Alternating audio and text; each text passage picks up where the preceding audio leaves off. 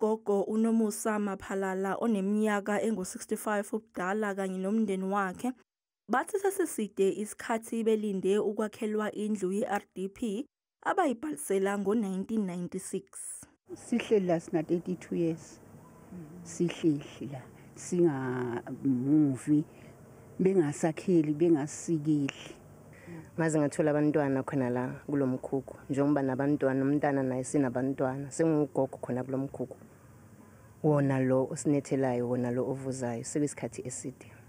Ukungcola okufana nerust eqhamuka kothayela okwakhiwe ngabo lomkhukhu sekushiya ugogo uNomusa engakwazi ukuziphefumulela kahle njengoba esesizwa umshini ukuphefumula. Sengize ngikhulelwa ilesarikwazi sami ngani ngoba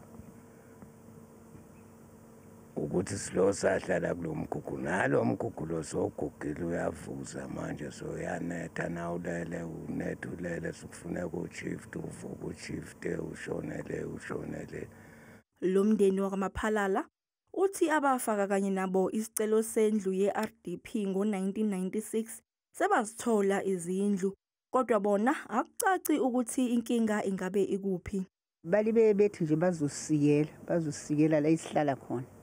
Ngezindlu abasitsheli nangokuthi siyaphuma bayosibekaphi abasitsheli. Basitshela ngokuthi nje asilinde sizosikelwa. Abantu bakule ndawo basola ukuthi indlu ye-RDP kagogo uMaphalala kungenzeka ukuthi yadayiswa. Bathengisa izindlu zabantu. Kunamanje kunamaphepha akhona athi indlu mama iphumile makayiphuma ikuphi. Ngoba namanje sinsisahlele namanje abasinaki ikhansela lana basibiza ayifiki la. Bonke nabantu bangene ngemali ngahle. Nabantu abasitholela bangenile izindlu bangene ngemali. Thina besingazi ukuthi ukhishwa nemali. Sinamasifo masahleli namanje iziyalahleka isifo mami. Yiloko ngiya phansi phezulu ukuthi asizobhalisa senze naziyalahleka.